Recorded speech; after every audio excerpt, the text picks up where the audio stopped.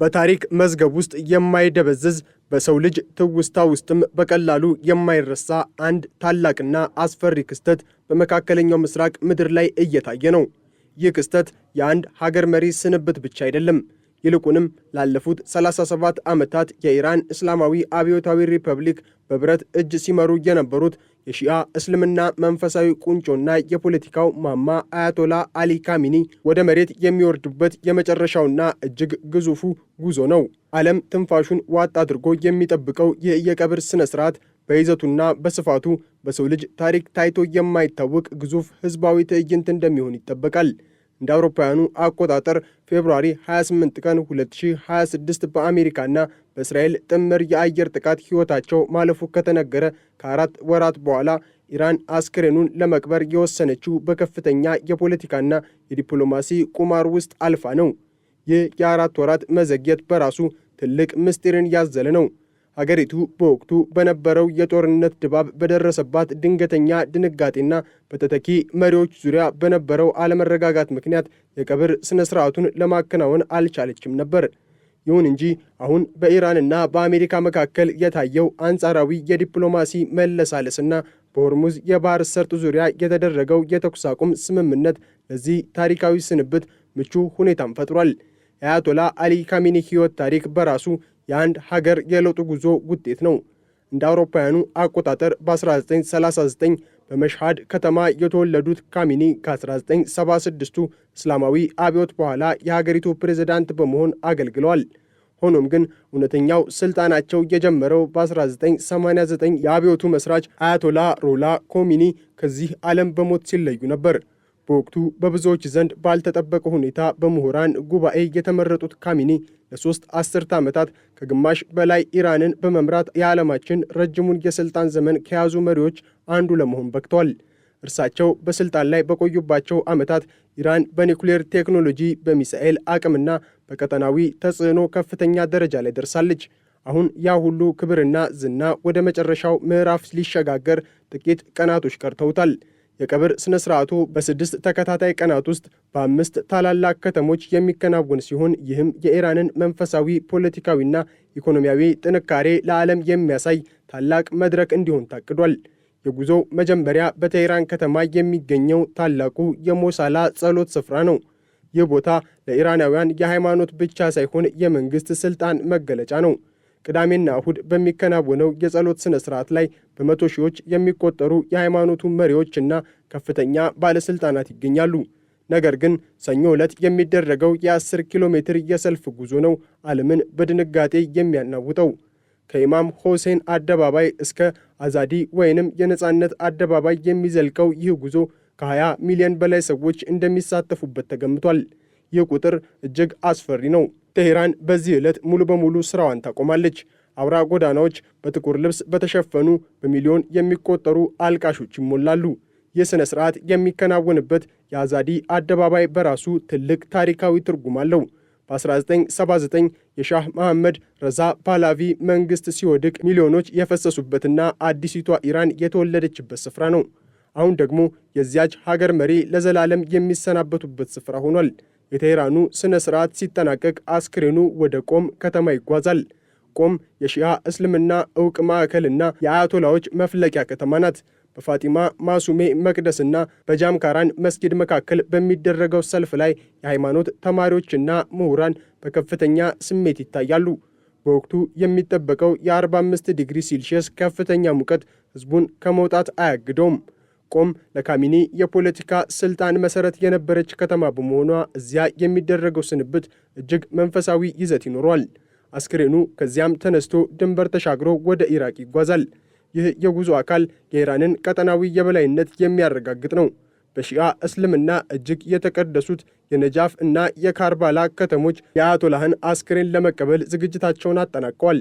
የኢራን ውጭ ጉዳይ ሚኒስትር አባስ አራቺ በኢራቅ ያደረጉት ጉብኝት ይህንን ዝግጅት በስኬታማነት ለማከናወን የታለመ ነበር። በኢራቅ የሚገኙ የሺአ አማኞች ከመሪው ጋር ያላቸው ጥልቅ ግንኙነት ለማሳየት ወደ አደባባይ እንደሚወጡ ይጠበቃል። የመጨረሻውና የማጠቃለያው ሥነ ሥርዓት የሚፈጸመው በካሚኒ የልደት ስፍራ በሆነችው በመሽሃድ ከተማ ነው።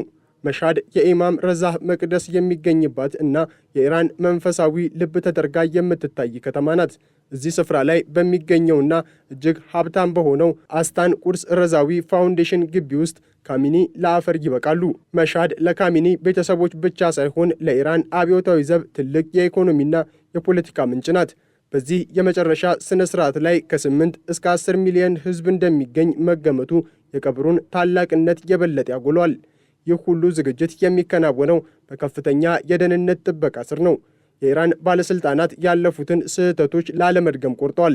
በ1989 የአያቶላ ኮሚኒ ቀብር ወቅት በተፈጠረው ትርምስ አስክሬኑ ሊወድቅ መድረሱና የሬሳ ሳጥኑ መሰበሩ የሚረሳ አይደለም። በ2020 ደግሞ በጀኔራል ቃሲም ሱሌማኒ ቀብር ላይ በተፈጠረው የሰዎች መጨናነቅ በደርዘን የሚቆጠሩ ሰዎች ሕይወታቸው አልፏል።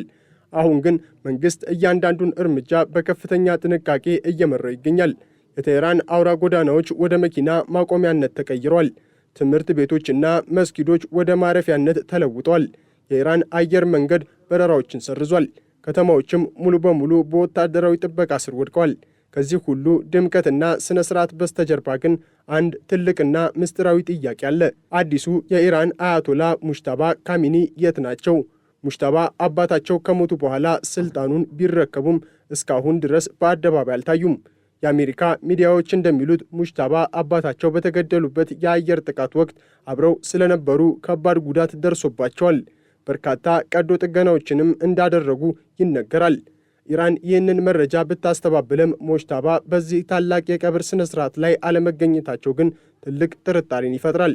ሙጅተባ በቀብሩ ላይ ተገኝተው ጸሎቱን ቢመሩ የጤና ሁኔታቸው ደህና መሆኑንና በስልጣን ላይ ያላቸውን ቁጥጥር የሚያሳዩበት ወሳኝ ሰዓት ይሆናል። ካልታዩ ግን በኢራን የከፍተኛ አመራሮች ውስጥ ትልቅ የመናወጥ ድባብ እንዳለና የስልጣን ሽኩቻው ገና እንዳልረገበ ትልቅ ማሳያ ይሆናል። የአያቶላ አሊ ካሚኒ ቀብር የሚከናወነው ኢራን ከዓለም ጋር በከፍተኛ የዲፕሎማሲ ድርድር ላይ ባለችበት ወቅት ነው። በዶሃ የሚካሄደው ድርድር የሀገሪቱን የኒኩሌር ፕሮግራምና የተጣሉባትን ማዕቀቦች የሚወስን ነው። ኢራን በአሁኑ ወቅት የኒኩሌር ማበልጸግ አቅሟን ወደ 60 በመቶ አድርሳለች። ይህ ደግሞ ለአቶሚክ ቦምብ መስሪያነት እጅግ የቀረበ ደረጃ ነው። ዋሽንግተን ኢራን ይህንን አቅሟን እንድትቀንስ ስትጠይቅ፣ ቴህራን ደግሞ በቅድሚያ ማዕቀቦች እንዲነሱ ትወተውታለች። ይህ የቀብር ሥነ ሥርዓት በሚሊዮኖች የሚቆጠር ሕዝብ ድጋፉን እንዳያሳይ በማድረግ ኢራን ከአሜሪካ ጋር ለምታደርገው ድርድር ትልቅ የሞራልና የፖለቲካ የበላይነትን ለመቀዳጀት ትጠቀምበታለች። የዓለም መሪዎች በዚህ ቀብር ላይ መገኘት አለመገኘታቸውም ሌላው የፖለቲካ ትርጉም ያለው ጉዳይ ነው። የፓኪስታን መሪዎች መገኘታቸውን ሲያረጋግጡ የሩሲያና የቻይና ከፍተኛ ባለሥልጣናት በምን ደረጃ እንደሚገኙ ግን አሁንም የዓለም ፖለቲካ ተንታኞች ትኩረት ነው። በተለይም በጦርነቱ ወቅት የኢራን ሚሳኤል ኢላማ የነበሩት የባሕረ ሰላጤው ሀገራት መሪዎች መገኘት የቀጠናውን የወደፊት ሰላም አመላካሽ ሊሆን ይችላል። ይህ የቀብር ሥነ ሥርዓት የአንድ ዘመን ማብቂያና የሌላ ምዕራፍ መጀመሪያ ነው። አያቶላ አሊ ካሚኒ ለ3 አስርተ ዓመታት የኢራን ምልክት ነበሩ። እርሳቸው ከዚህ ዓለም በሞት መለየታቸው ኢራንን ወደማይታወቅ አቅጣጫ ሊወስዳት ይችላል። ሆኖም ግን አሁን የሚታየው ግዙፍ ዝግጅት ስርዓቱ አሁንም ቢሆን የሕዝብ ድጋፍ እንዳለውና የተደራጀ መሆኑን ለማሳየት የተደረገ ጥረት ነው። በሚሊዮኖች የሚቆጠሩ ኢራናውያን በከፍተኛ ሐዘንና ቁጣ አደባባይ ሲወጡ በዓለም ፊት የሚታየው ምስል ኢራን አሁንም ተደማጭነቷ ያልቀነሰ ኃያል መሆኗን ነው። የቀብር ሥነ ሥርዓቱ ሲጠናቀቅና አስክሬኑ መሻድ ላይ ሲያርፍ የዓለም ዓይን ወደ አዲሱ መሪ ሙጅተባ ካሚኒና ወደ ኢራን የወደፊት ፖለቲካዊ አቋም ይዞራል። ኢራን ከምዕራባውያን ጋር ያላትን ፍጥጫም ትቀጥላለች ወይንስ ወደ አዲስ የሰላም መንገድ ትገባለች የሚለው ጥያቄ በቅርቡ ምላሽ የሚያገኝ ይሆናል። ይህ የቀብር ሥነ ሥርዓት በታሪክ ውስጥ በታላቅነቱ በሰው ብዛቱና በደህንነት ጥበቃው ተወዳዳሪ የማይገኝለት ሆኖም ይመዘገባል። የመካከለኛው ምስራቅ የኃይል ሚዛን የሚፈተንበት፣ የሺአ እስልምና መንፈሳዊ ጥንካሬም የሚታይበትና የአንድ ታላቅ መሪ ታሪክ በክብር የሚደመደምበት ክስተት ነው። አያቶላ አሊ ካሚኒ ወደ መቃብር ሲወርዱ ኢራን ብቻ ሳትሆን መላው ዓለም ትልቅ የታሪክ ምስክር ይሆናል። ይህ ግዙፍ ስንብት ለአንዳንዶች የሐዘን ለሌሎች ደግሞ የስጋት ምንጭ ቢሆንም በታሪክ መዝገብ ውስጥ ግን የ21ኛው ክፍለ ዘመን ትልቁ የቀብር ሥነ ሥርዓት ሆኖ ለዘላለም ይኖራል። ይህ ሥነ ሥርዓት ከቀብር በላይ ነው። ይህ የአንድ አገር የህልውና መግለጫም ነው። ኢራን በሚሊዮኖች የሚቆጠሩ ልጆቿ ታጅባ ታላቁን መሪዋን ወደ ዘላለማዊ ማረፊያቸው ስትሸኝ ዓለምም የዚህን ታሪካዊ ትርኢት ምስክርነት ትሰጣለች። በመቶ ሺዎች የሚቆጠሩ ወታደሮች፣ በሚሊዮን የሚቆጠሩ አልቃሾችና በመቶዎች የሚቆጠሩ የዓለም ሚዲያዎች አይናቸውን ወደ ቴህራን፣ ቆም፣ ነጃፍና ካርባላ እንዲሁም መሻድ አድርገው የአያቶላ አሊ ካሚኒ የመጨረሻ ጉዞ የኢራን እስላማዊ አብዮት የደረሰበትን ከፍታና የወደፊት ተግዳሮቶች በግልጽ የሚያሳይ መስታወት ነው። የዓለም ጂኦፖለቲካ በካሚኒ ሞት ምክንያት አዲስ ቅርጽ እየያዘ ባለበት በዚህ ወቅት የቀብር ሥነ ሥርዓቱ በስኬት መጠናቀቁ ለአዲሱ አመራር ትልቅ የቤት ሥራ ነው።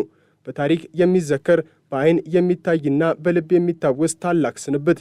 የቀብር ሥነ ሥርዓቱ የሚጠናቀቅበት መሻድ ከተማ የኢማም ረዛ መቅደስ በሚገኝበትና የኢራን ሃይማኖታዊ ክብር ከፍተኛ በሆነበት ስፍራ አያቶላ አሊ ካሚኒ ለአፈር ይበቃሉ።